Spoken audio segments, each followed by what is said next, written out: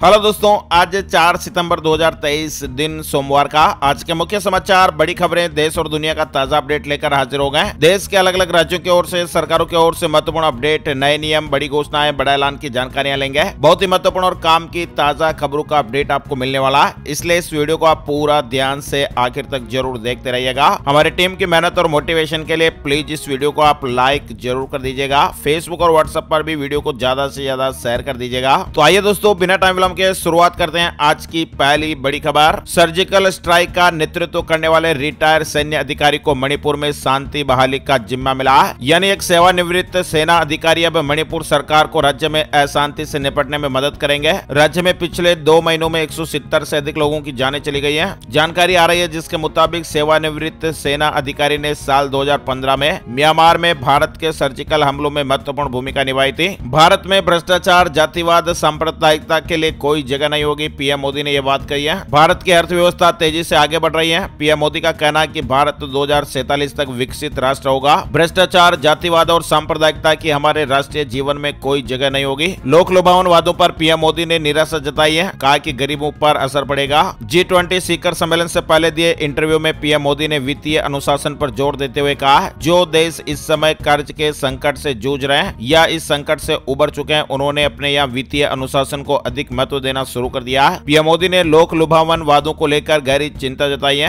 Interview में कहा कि गैर जिम्मेदाराना वित्तीय और लोक लुभावन नीतियों से कोई फायदा नहीं होने वाला है। इन चीजों की वजह से कुछ समय के लिए भले ही राजनीतिक लाभ मिल जाए, लेकिन इसकी आर्थिक और सामाजिक कीमत गरीब को चुकानी पड़ती है। उन्होंने यह भी कहा कि राज्यों को वित्तीय अनुशासन बनाए रखने की सलाह भी दी गई है। और हाँ दोस्तों, एक ब्रिटिश मीडिया रिपोर्ट में बड़ा दावा किया गया है, पीएम मोदी के शासन में राजनीतिक स्थिरता ने नए भारत को तेज गति दी है। मीडिया रिपोर्ट में कहा गया कि भारत में संभावनाएं है, लेकिन कुछ चुनौतियां भी हैं, और ऐसे में पीएम मोदी के नेतृत्व में भारत ने बड़े लक्ष्य तय किए और इन्हें हासिल करने की ओर भारत आगे बढ़ रहा है। ब्रिटिश मीडिया ने पीएम मोदी के नेतृत्व में हुए विकास कार्यों का गुणगान किया है। ब्रिटेन के अखबार द टेलीग्राफ ने लिखा है कि प्रधानमंत्री मोदी के शासन में राजनीतिक स्थिरता के कारण भारत कानूनी सुधारों, मूलभूत कल्याण योजनाओं में सुधार, इंफ्रास्ट्रक्चर को बढ़ावा देने में सफल रहा है। पीएम मोदी ने कहा कि कश्मीर और अरुणाचल प्रदेश में G20 बैठकें कराना हमारा अधिकार है। कहा कि देश के हर हिस्से में इवेंट होंगे। चीन और पाकिस्तान ने आपत्ति जताई थी। वहीं एक देश एक चुनाव की तैयारियां तेज हो गई हैं। पूर्व राष्ट्रपति रामनाथ कोविंद से मिले कानून मंत्रालय के टॉप अधिकारी। और हाँ दोस्तों, अगस्त में यूपीआई ट्रांजैक्शन 1000 करोड़ के पार हो गया।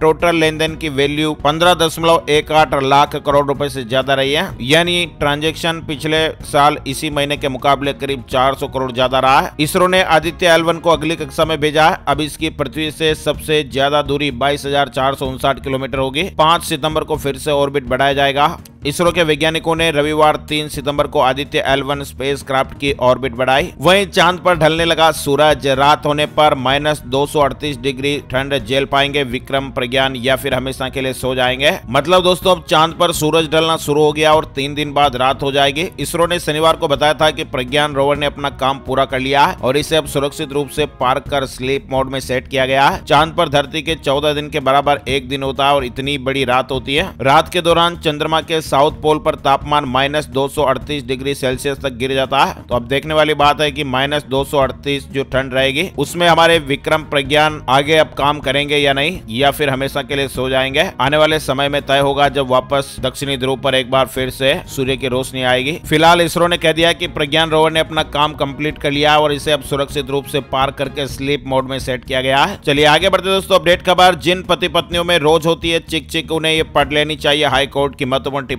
यानी पति पत्नी के बीच रोज रोज की नोकझोंक पर कलकत्ता हाई कोर्ट ने बड़ी टिप्पणी की है। इस मामले की सुनवाई के दौरान कलकत्ता हाई कोर्ट ने पति पत्नी के बीच छोटे मोटे झगड़े को आईपीसी की धारा 498 के तहत क्रूरता की श्रेणी में नहीं रखा जा सकता है। दरअसल एक पत्नी ने अपने पति पर मानसिक और शारीरिक रूप से प्रताड़ित और मारपीट करने का आरोप लगाया था और ये मामला ट्रायल कोर्ट से हाई कोर्ट तक पहुंच गया। हाई कोर्ट ने मामले की सुनवाई करते हुए अपने ऑब्जर्वेशन में कहा कि आईपीसी की धारा 498 में उल्लेखित क्रूरता पति और पत्नी के बीच रोजाना होने वाले कलह से अलग है। पाकिस्तान से जुड़ी खबर, पाकिस्तान में महंगाई से आवाम त्रस्त, अब चीनी की कीमतों ने भी सभी रिकॉर्ड तोड़ डाले हैं। पाकिस्तान में आर्थिक संकट के बीच बलूचिस्तान के खुदरा बाजारों में चीनी की कीमतें रिकॉर्ड 220 पाकिस्तानी रुपए के हाई लेवल पर पहुंच गई है। महाराष्ट्र से जुड़ी बड़ी खबर है, मराठा आरक्षण पर कैबिनेट उप समिति की आज बैठक होने जा रही है। ये बैठक आज 4 सितंबर को दोपहर 12 बजे होगी। बैठक में सीएम एकनाथ शिंदे समेत अन्य बड़े नेता भी शामिल होंगे। सुप्रीम कोर्ट से महत्वपूर्ण अपडेट, भगोड़े को असाधारण और विरले मामलों में दी जा सकती है अग्रिम जमानत। सुप्रीम कोर्ट ने ये बड़ी बात कही है। भगोड़ा घोषित किए गए अपराधी को असाधारण और विरले मामले में ही अग्रिम जमानत दी जा सकती है। एक दिन चांद पर उतरेगी महिंद्रा थार, आनंद महिंद्रा ने वीडियो शेयर करके बताया कि कैसे है। दरअसल अरबपति कारोबारी और महिंद्रा एंड महिंद्रा ग्रुप के चेयरमैन आनंद महिंद्रा ने अपनी पोस्ट में एक 10 सेकंड का एनिमेटेड वीडियो शेयर किया है, जिसमें चांद की सतह पर खड़े एक लैंडर में से उनकी कंपनी की नई थार उतरती हुई दिखाई दे रही है। आनंद महिंद्रा अपनी कंपनी की नई थार ई को चांद पर उतरते देखना चाहते हैं। यानी आनंद महिंद्रा जी ने Indian Space Research Organisation ISRO को चंद्रयान 3 मिशन की सफलता के लिए बधाई देते हुए अपना एक बड़ा सपना शेयर किया।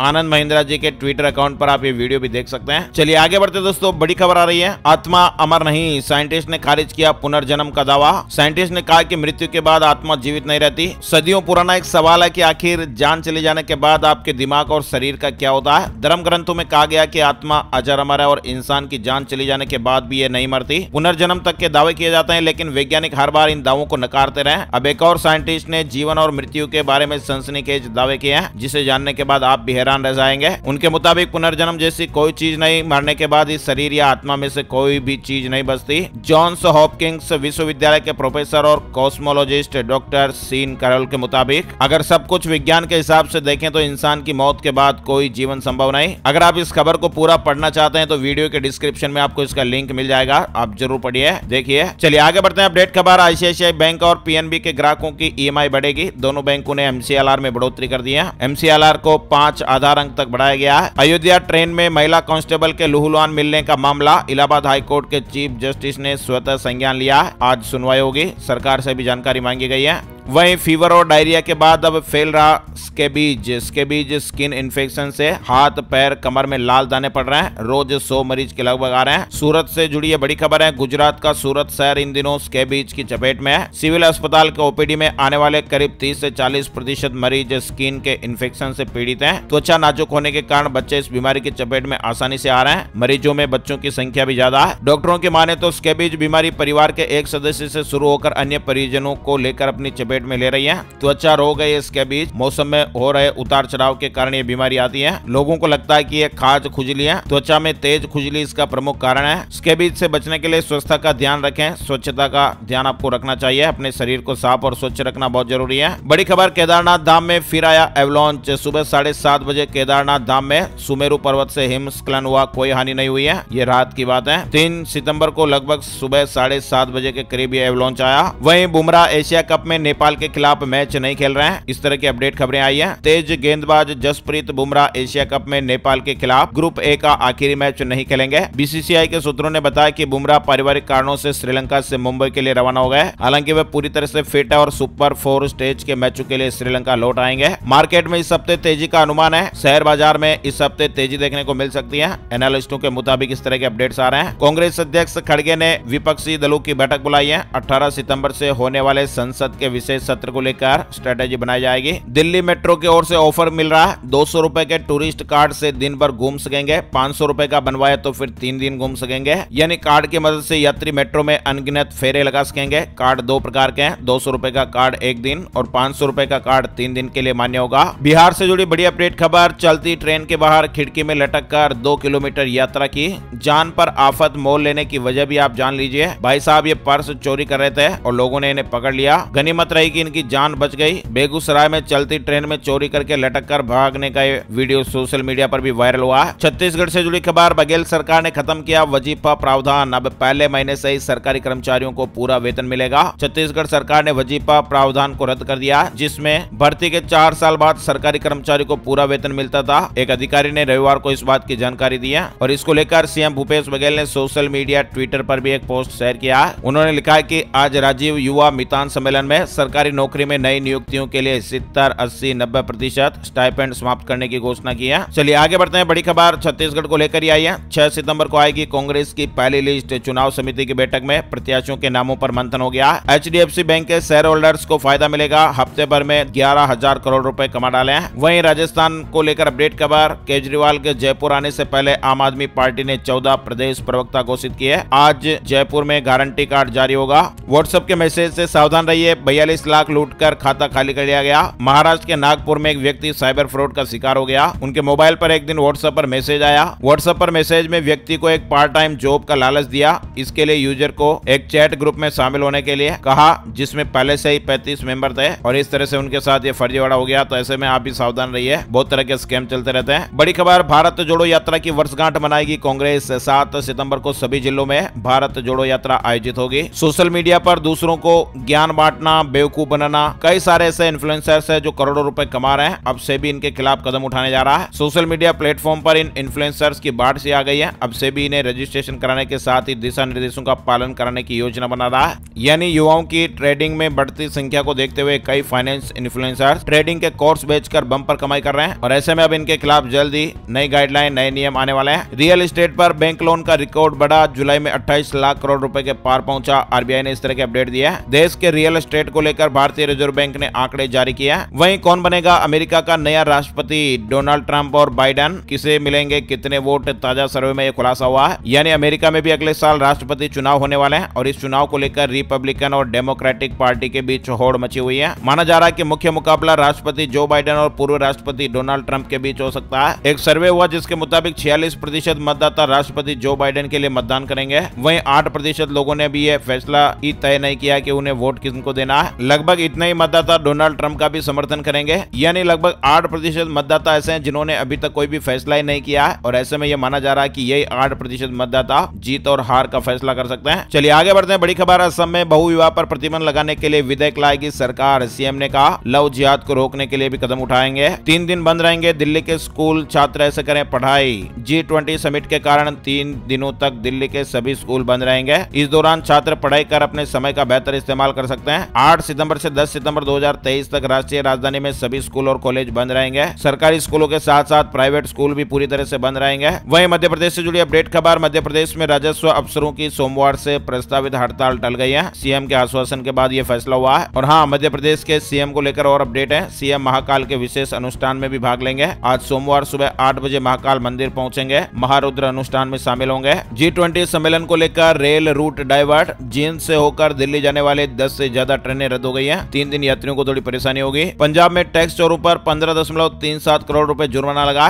State intelligence and preventive unit की कार्रवाई हुई है। 873 वाहनों के पास ई-वे बिल नहीं मिले थे। वहीं BSE ने जियो फाइनेंशियल सर्विसेज पर बड़ा फैसला लिया। सोमवार से स्टॉक पर लागू होगा नया नियम। जियो फाइनेंशियल सर्विसेज के शेयर के लिए सर्किट सीमा को मौजूदा के 5% से संशोधित कर 20% कर दिया। नई सर्किट लिमिट सोमवार आज 4 सितंबर से लागू हो जाएगी। राजस्थान से जुड़ा अपडेट आ रहा है। राजस्थान में 4000 से ज्यादा PTI की नियुक्ति। फिजिकल टीचर्स की लिस्ट जारी हो गई है। 8 से 9 सितंबर को काउंसलिंग और 29 तक ज्वाइनिंग हो जाएगी। वहीं राजस्थान में रोडवेज कर्मचारियों ने हड़ताल समाप्त की है। सरकार और कर्मचारियों में समझौता हो गया। एक दिन का चक्का जाम करने वाले थे। नई Hyundai i20 का टीजर जारी हो गया। मारुति बलेनो, टोयोटा ग्लेंजा से मुकाबला देखा जाएगा। यानी नई Hyundai i20 के ताजा टीजर वीडियो को सोशल मीडिया पर शेयर किया गया। पश्चिम बंगाल से जुड़ा अपडेट है। कुलपति की मंजूरी के बिना सरकार से आदेश नहीं लेंगे विश्वविद्यालय के अधिकारी। राजभवन का यह फैसला है। वहीं किसान भाइयों की बिजली और गन्ना भुगतान संबंधित मांगों को लेकर उत्तराखंड किसान मोर्चा की सोमवार को SDM चौक के पास महापंचायत होगी। उत्तराखंड रुड़की से जुड़ा अपडेट आप देख पा रहे हैं। सोमवार को महापंचायत में हुंकार भरेंगे हजारों किसान भाई। 11 बजे शहर के सभी स्कूल भी बंद हो जाएंगे। वहीं बागेश्वर विधानसभा उपचुनाव के प्रचार का शोर भी रविवार शाम 5 बजे थम गया। 5 सितंबर को होने वाले मतदान के लिए जिले की सीमाओं को सील कर दिया गया।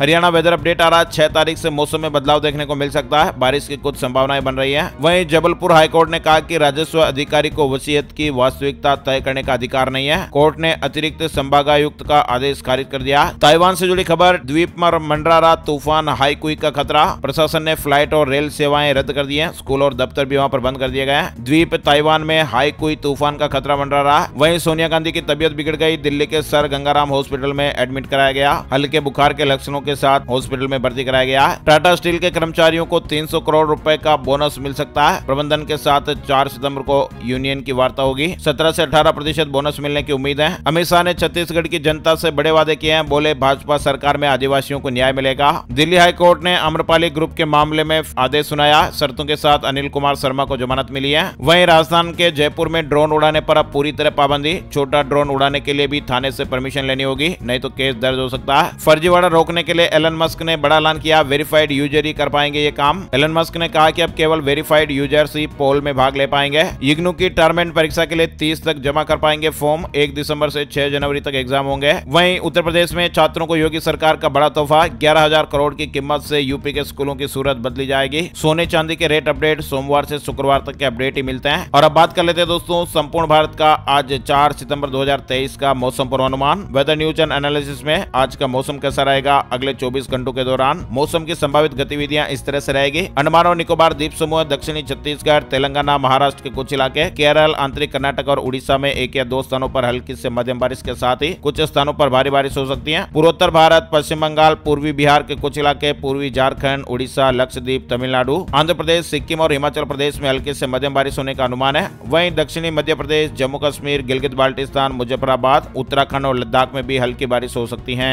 आज के मुख्य समाचार अपडेट में फिलहाल बस इतनी खबरें। ऐसे ही काम की ताजा खबरों के लेटेस्ट अपडेट देखते रहने के लिए हमारे साथ जरूर जुड़िएगा। लाल वाला सब्सक्राइब का बटन भी दबा दीजिए और अगर आपको हमारा ये प्रयास अच्छा लगा तो प्लीज वीडियो को लाइक करके शेयर भी जरूर कर दीजिएगा। फेसबुक और व्हाट्सएप पर ज्यादा से ज्यादा पहुंचा दीजिएगा। आपका बहुत बहुत धन्यवाद। जय हिंद, जय भारत, वंदे मातरम।